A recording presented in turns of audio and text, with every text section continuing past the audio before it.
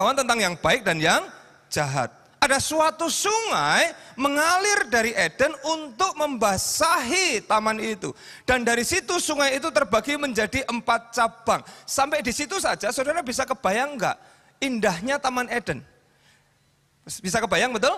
Ada segala macam jenis buah yang ada di sana. Dikatakan semua buah yang dihasilkan itu enak untuk dimakan. Artinya kalau Adam dan Hawa mereka butuh sesuatu, mereka kepengen makan apapun, semuanya ada di sana. Semuanya serba tersedia. Nah itu yang membuat pikiran kita mungkin berkata, enak kalau Adam dan Hawa. Mereka pengen apa tinggal ngambil. Enak kalau mereka tinggalnya di Taman Eden. Nah kalau saya tinggalnya di taman apa? Sebagian dari kita mungkin ngomong, saya tinggalnya di taman yang nggak ada pohonnya Pak. Saya tinggal di taman yang gersang. Di Taman Eden ada sungai yang mengalir terbagi 4 cabang. Mereka nggak perlu siram-siram, ya.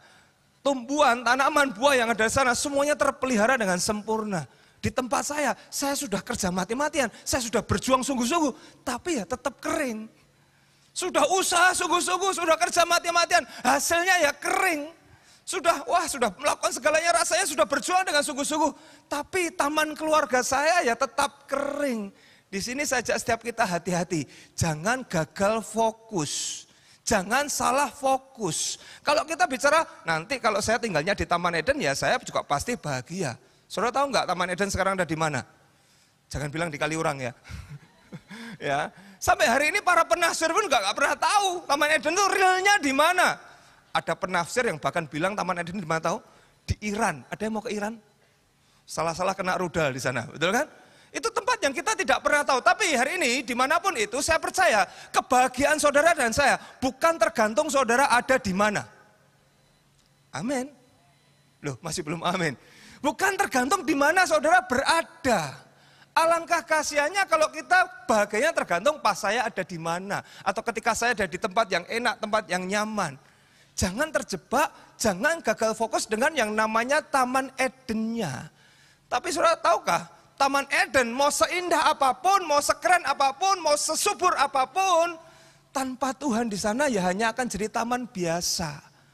Samanya dalam hidup setiap kita Bapak Ibu Saudara sekalian, saudara mau ditempatkan di taman manapun tanpa Tuhan, hidup kita ya akan biasa-biasa saja. Tapi saja setiap kita fokusnya adalah kepada siapa? Tuhan. Amin. Jadi mau dimanapun kita, mau seperti apapun situasi yang sedang kita hadapi, kondisi seperti apapun, Tuhan menjadi yang terutama dalam hidup kita. Asal ada Tuhan, lewat lembah kelam sekalipun ada gadanya dan tongkatnya yang menghibur setiap kita. Oh boleh kita kasih tepuk tangan yang lebih meriah buat Allah kita yang dahsyat. Amin. Berapa waktu yang lalu Bapak Ibu saya tuh lihat di medsos ada salah satu aktor luar negeri ya, itu sangat terkenal aktor ini dan saya tahu kalau secara uang dia punya banyak lah. Kenapa? Karena di foto itu dia sedang berlibur. Berliburnya di sebuah negara atau pulau mungkin ya, yang sangat terkenal tempat liburannya artis-artis terkenal. Dan kalau kita liburan ya mungkin kita taunya mungkin paling banter Bali ya. Atau malah Parangtritis mungkin pantainya. Ya. Di tempat ini pantainya dia berlibur di sebuah apa ya, kalau kita ngomong kapal mewah, ya tahu ya. Ya yang sangat mewah, tahu ya. Itu kapal yang sangat mahal yang saya belum pernah naik sih. Tapi setahu saya itu pasti sangat bagus, sangat mahal, semuanya serba ada di sana. Tapi yang namanya kalau di sana kan ada paparazzi. Ya. Ternyata sang aktor ini ketangkap kamera di foto dia sedang duduk di atas kapal mewahnya, itu ngalamun. Kayak mukanya itu sedih. Kayak nggak ada gairah di sana. Loh, saudara kita kalau diajak ke Kaliurang bunganya setengah mati, betul kan? Bayangkan, dia itu ada di sebuah kapal yang mewah, di sebuah tempat liburan yang sangat bagus sekali, tapi di sana dia hanya duduk termenung ngalamun. Hari ini saya melihat tempat ini sekalipun saudara nggak duduk di kapal mewah, tapi nggak ada yang ngalamun. Amin. Nggak ada yang ngalamun, boleh goncang kanan kiri, ayo jangan ngalamun ya. Ya, saya percaya. Kenapa? Karena sumber sukacita kita bukan di kapal mewah, bukan di luar negeri, mau dimanapun. Bahkan tadi saya katakan, mau di Kaliurang pun bisa sukacita enggak? Bisa. Mau di Parangtritis pun bisa sukacita enggak? Mau dimanapun kita bisa sukacita. Kenapa? Karena sumber sukacita kita adalah Tuhan yang sangat luar biasa. Kasih tepuk tangan yang paling meriah buat Allah kita yang dahsyat. Haleluya. Ya, karena itu jangan tergantung dengan keadaan. Jangan tergantung dengan situasi, Bapak Ibu Saudara sekalian. Ya, saudara di sini tahu enggak ada motor yang mereknya itu depannya H? Tahu ya? Ada orang-orang yang naik motor yang depannya H itu ngomong gini, nanti kalau aku naik kendaraan yang mereknya sama tapi rodanya 4. Tahu maksud saya? Itu baru saya senang. Kalau ini masuk roda 2 mereknya sama sih. Ngerti ya? Mereknya sama, tapi rodanya beda jumlahnya. Yang itu 4, yang ini 2. Nanti kalau rodanya sudah 4 baru saya bisa bersuka cita. Kenyataannya ada orang-orang yang naik kendaraan rodanya 4, rodanya 6, rodanya 8. Mereka kalah sukacita dengan orang-orang yang naik rodanya 1 bahkan. Atau enggak punya roda. Fakta yang ada, betul kan? Berapa banyak orang itu ngalamun, mungkin sedih sekali. Bahkan dia punya yang lebih baik, lebih indah daripada yang orang lain belum punya. Tapi kenyataannya mereka juga belum bisa bersuka cita tuh. Mereka enggak bisa bahagia itu. Tapi saya percaya, kalaupun hari ini kita jalan kaki sekalipun kita tetap bisa bersuka cita. Kenapa? Karena Tuhan sumber sukacita kita. Karena Allah kita Allah yang luar biasa. Haleluya. Bolehkah saja setiap kita itu menjadikan Indonesia itu naik peringkat Bapak Ibu? Kenapa? Karena kalau saudara baca, saya nggak tahu sekarang yang terakhir berapa ya. Pernah disurvei, Indonesia itu adalah negara paling berbahagia, urutan ke-80. Saya nggak tahu ada berapa negara ya di dunia ini ya. Ya. Dimulai dari jemaat keluarga Allah, The Star jam 9 pagi, satu ketika nanti ya Indonesia jadi ranking 1 negara yang paling berbahagia. Kenapa? Karena kita mengandalkan Tuhan Allah kita. Kasih tepuk tangan yang paling meriah buat Allah kita yang dahsyat. Amin. Ya, karena kita perlu belajar sama-sama, yuk kita hidup mengandalkan Tuhan. Betul kan? Jangan kita hanya sedih, susah melihat keadaan ini itu, tapi belajar mengandalkan Tuhan sepenuhnya. Tadi saya katakan ya, kalau kita mau bahagia, paling tidak ada 2 hal yang harus kita perjuangkan. Yang pertama, itu bicara dengan hubungan kita dengan Tuhan. Saudara ngerti enggak? Adam dan Hawa itu tinggal di Taman Eden, itu hubungan mereka dengan Tuhan itu awalnya sangat indah. Awalnya sangat-sangat harmonis bagaimana Tuhan berfirman, Tuhan ngomong sama Adam, Tuhan kasih tahu, Tuhan kasih pesan sama Adam, dikasih tahu ini itu hubungannya sangat-sangat indah. Kita lihat ya di Kejadian lagi, Kejadian 3. Kali ini kita baca Kejadian 3 ayat 8 dan 9 dikatakan demikian. Ketika mereka ini Adam dan Hawa ya, mendengar bunyi langkah Tuhan Allah yang sedang ngapain? Berjalan-jalan dalam taman itu pada waktu hari sejuk. Ini memang kisah ketika mereka sudah makan buah yang terlarang, betul? Kemudian ini yang mereka lakukan, bersembunyilah manusia dan istrinya Adam dan Hawa itu terhadap Tuhan Allah di antara pohon-pohonan dalam taman. Tapi Tuhan Allah memanggil manusia itu dan berfirman kepadanya, di manakah engkau? Saudara, Bapak, Ibu, Saudara sekalian, kalau saudara punya suami, saudara punya istri, ya, saudara ngerti apa yang dikatakan Tuhan kepada Adam dan Hawa. Saya percaya hanya orang-orang yang punya hubungan dekat yang tanya, kamu lagi di mana? Ya atau ya? Saudara nggak akan tanya sama orang yang baru saudara kenal, saudara WhatsApp, saudara telepon, kamu lagi di mana? Kayak kurang kerjaan. Aneh nggak sih? Loh, aneh enggak? Saudara baru kenal sama orang di gereja inilah katakanlah. Kemudian tuker-tukeran nomor WhatsApp. Kemudian 2 hari kemudian dia tanya, kamu lagi di mana? Kok so akrab banget ya? Loh, ya enggak sih? Benar enggak? Tapi kalau orang yang punya hubungan yang dekat, mereka enggak akan sungkan, kamu lagi di mana? Kamu lagi ngapain? Dan inilah yang dialami oleh Adam dan Hawa. Nah, di sana juga kenapa saya bilang Adam dan Hawa itu punya hubungan yang dekat sama Tuhan. Ada di sini yang apal, kalau istri saya itu apal. Ya, kalau ada orang yang masuk ke rumah, aku tahu suamiku sudah pulang. Ada yang pernah seperti itu? Kalau enggak berarti saudara bukan istri yang kenal betul suami saudara loh. Ada yang sampai ngerti? Oh, kalau langkah kaki seperti ini suamiku. Kalau langkah kaki seperti ini anakku. Bukankah ini yang dialami oleh Adam dan Hawa? Mereka dengar loh. Ada langkah jalan, oh itu Tuhan. Ya. Dan bayangkan hari itu, ya katakanlah di hari yang sejuk, katakanlah sore-sore. Tuhan lagi berjalan-jalan. Nah, saya itu coba cari tahu kata berjalan-jalan di sini itu dalam bahasa aslinya itu apa namanya? Kalau dalam bahasa Inggris itu artinya seperti yang dilakukan berulang-ulang. Tahu ya? Kalau dalam bahasa Indonesia memang tidak kelihatan, tapi dalam bahasa aslinya itu artinya itu yang selalu Tuhan lakukan berulang-ulang. Bahkan sebelum Adam dan Hawa jatuh dalam dosa. Artinya Adam dan Hawa mereka punya hubungan yang sangat dekat dengan Tuhan.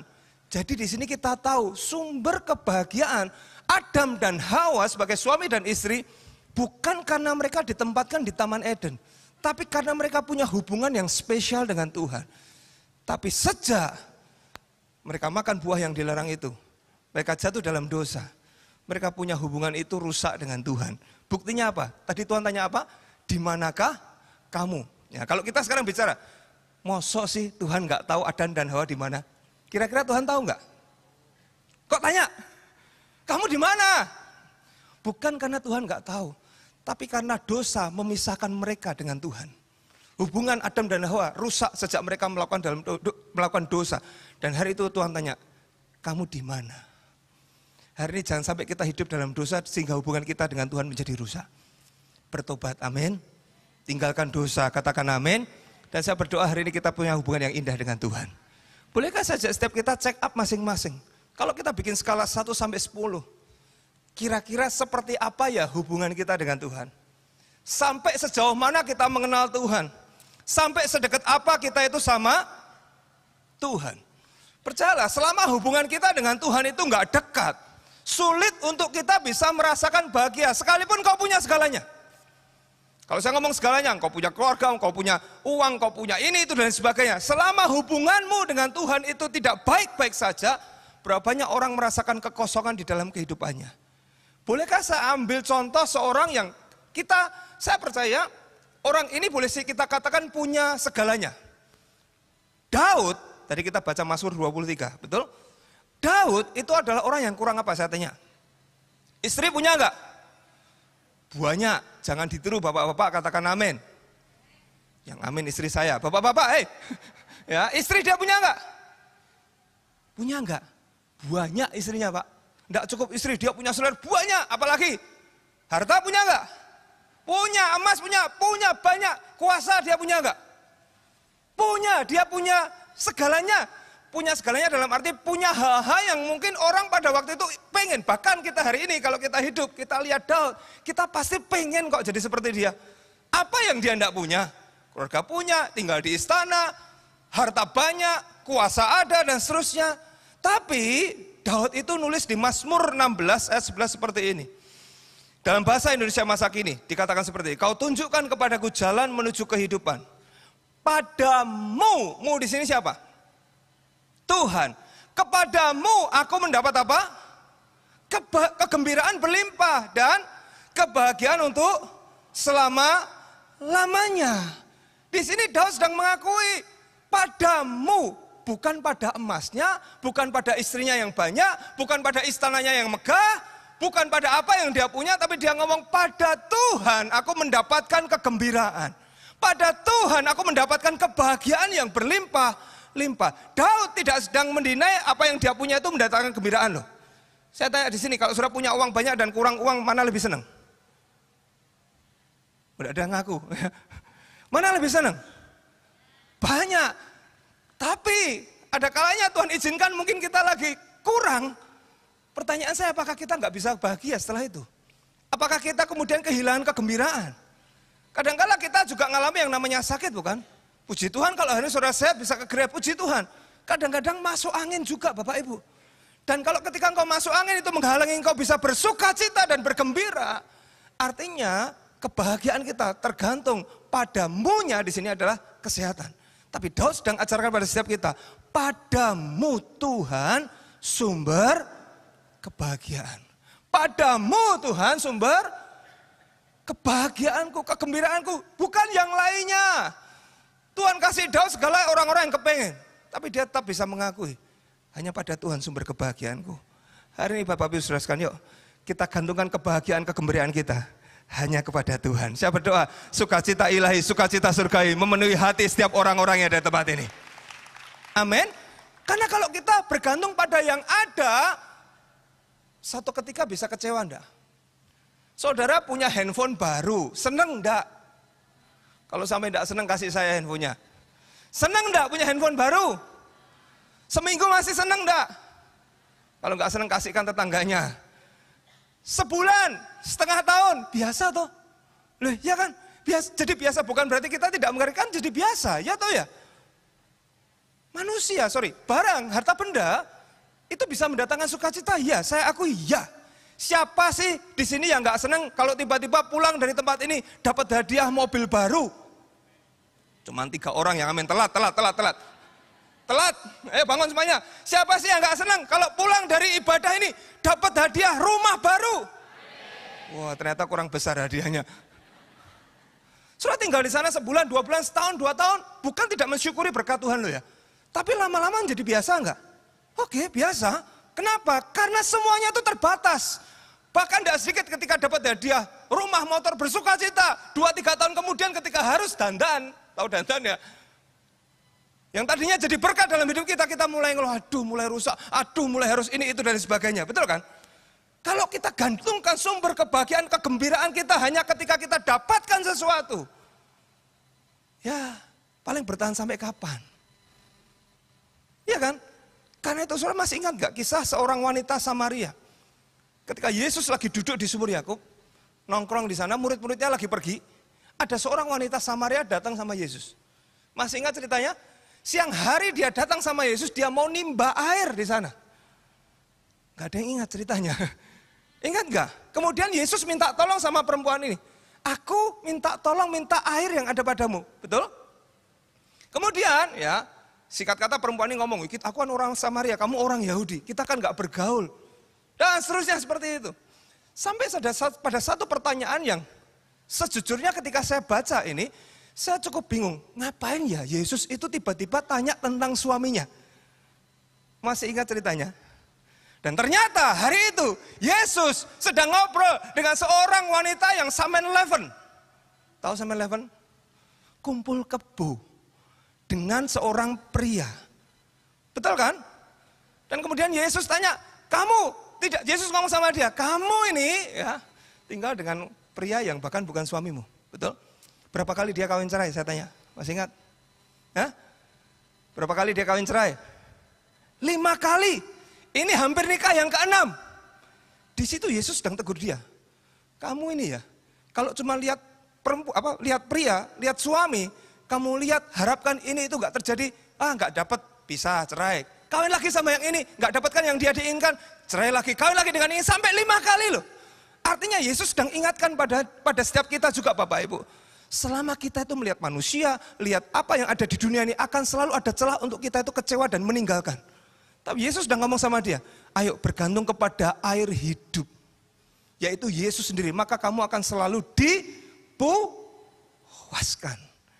Hari ini bukan hanya ketika kita nggak mensyukuri apa yang Tuhan sudah percayakan dalam hidup saudara dan saya. Tapi belajarlah, Tuhanlah sumber sukacita kita.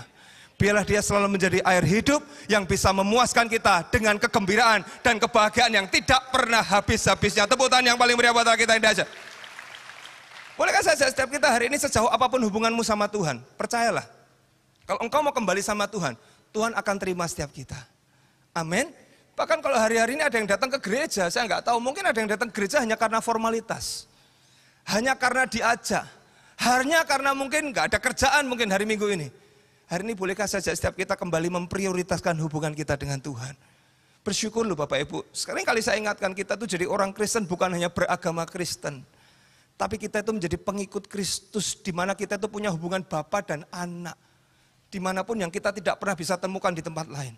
Kalau kita ngomong hubungan Bapa dengan anak, ayo kita punya hubungan yang baik. Bangun kembali hubungan dengan Allah Bapa kita. Bangun kembali hubungan dengan Tuhan.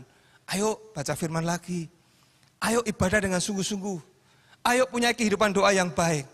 Amin. Dan yang kedua kalau kita mau bahagia, ya banyak orang tadi kan ngomong kaitannya dengan yang luar. Tapi hari ini kita tahu, semua itu dari mana? Dalam. Sumber kebahagiaan saudara dan saya bukan dari luar tapi dari dalam. Nah kalau sudah mau punya hidup yang berbahagia, maka kita harus punya kondisi jiwa yang sehat dan positif. Katakan sehat. Katakan positif. Ya, jadi kalau hari ini ada yang terus negatif, ayo miliki jiwa yang sehat dan positif. Sebagian orang berkata nanti kalau saya punya uang 200 juta pertama saya akan bahagia. Kenyataannya sudah sampai itu. Bahagia enggak? Ya sementara. Nanti dia akan berkata lagi,